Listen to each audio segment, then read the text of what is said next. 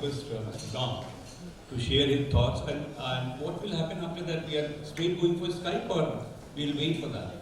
What is the modus operandi for that? It has not been worked out, it's not working from Delhi, we will just wind it up. Okay, so after that we will wind it up. Okay, thank you. Good afternoon, everybody. Dr. M. Singh, the chairman for this session, my colleagues. I was scheduled to speak tomorrow only, but since my boss, Dr. Gulshan Sharma, asked me to come and say a few words, I couldn't say no to him. But now I'm wondering what to say, because I was not prepared for this session at all. In fact, I was not prepared for tomorrow's session also. But I remember my wife dictum. She says at home, a short man should not make a long speech. So I want to give you a happy news. I'm not going to inflict you with a long speech. But since I'm an 80 years young man, I think I will have the liberty to recollect some of my events, some incidents in my life, which could be very interesting especially for the youth of Northeast. In early 1960s, when I was in my 20s, it was the first time I visited the national capital of India, Delhi. I was amazed to see the big buildings, the big avenues, and people there. Everything was new to me. But in the meantime, I found the people were talking about me, not about their monuments and the places and things they were trying to show to me. They were wondering, they were amazed to see a Chinese, because in 1960s, Indians were just talking about China and the incursion into Tibet. So they thought, I'm a Chinese, how come this Chinese man is speaking in Hindi? So later on, I was thinking, blaming God, sir, why did you give me such oriental face to me? Then that was it. I prayed, sir, next birth, please give me a typical Indian face, dark brown, good body, big eyes. And with these inky eyes, I find I'm more a joker here.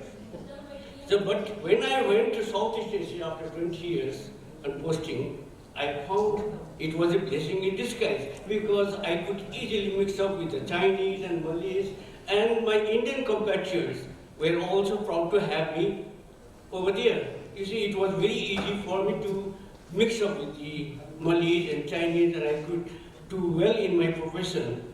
And I was, as a reward, the ministry posted me to Germany, Europe, and there I learned the value of this oriental face. I am very proud now that I am having this Chinese face or the oriental face.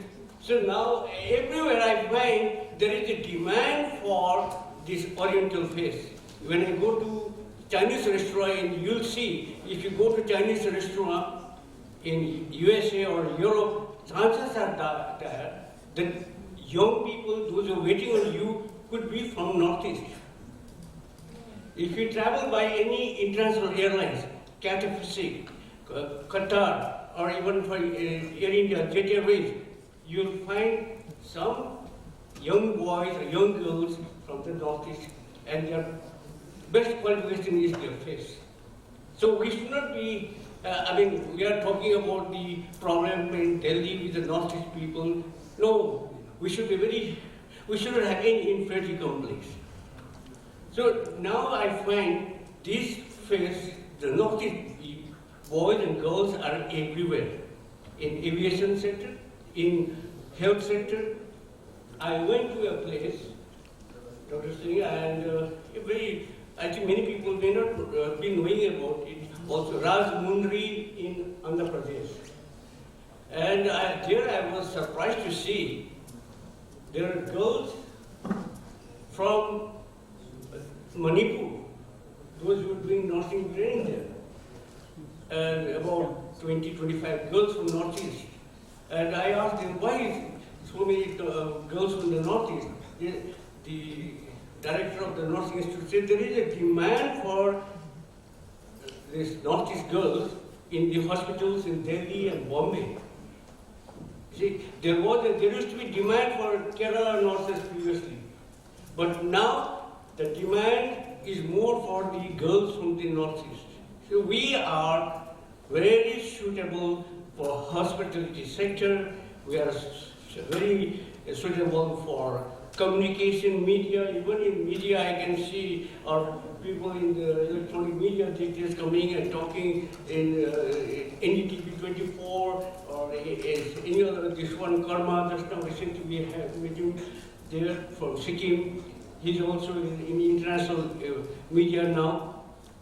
So what I mean to say is that what we need in Northeast among the youth is the ask, attitude, skill and knowledge. Knowledge, of course, skill and attitude is the most important. And I will tell you another example of my own family. My nephew's son, that's my grandnephew, he is working as a teacher in China, of all the places, and he is teaching English there. And there are other people teaching English in New Zealand and Australia. But many of these countries, they have changed the policy that a foreign language like English should be taught by the local people. You know, because they want to have the present, their local tongue there. So, like in India, there is no point of learning English from the British because our local people will not understand the British accent. So it's better to learn English from our English-speaking people.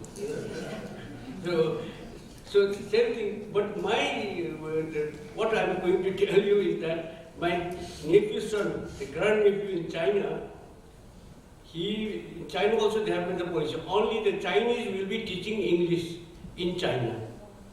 Since he is not a Chinese, so he thought he will lose the job. But because of his Chinese-looking face, he was saved. So he said, no, you are one of us. So and now he has married one Chinese girl also. I think his job is secure, his life is also secure there. You know, I think if we have a right attitude and a skill, we will invent this world in any sectors that we want to. Thank you very much. I think I will not speak long speech. Thank you.